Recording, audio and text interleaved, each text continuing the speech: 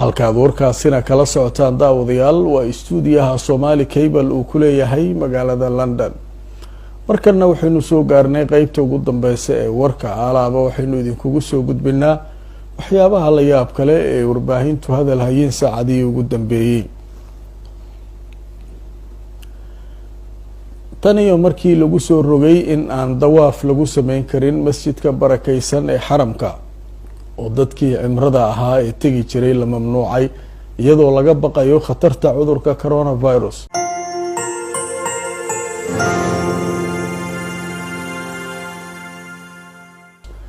ayaa waxaa muddadii ugu dambeysay aada loo hadal hayay in laga dareemay xaramka arintaasi.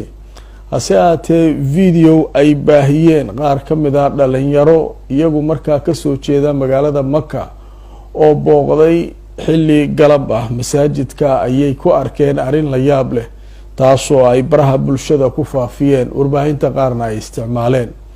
haddaba videogaas ayaa waxa uu muujinayaa in shimbiro xayn u socda la arkayay iyaga oo markaasi sidii dad dawaafaya oo kale ugu wareegaya kacbada dusheeda.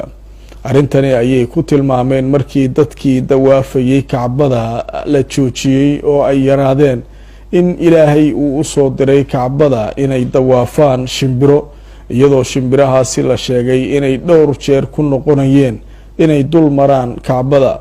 waxaana la sheegay in arintani ay noqotay mid mucjiso ku ah dadkii halkaa joogay ayaa si weyn arintan ula yaabay.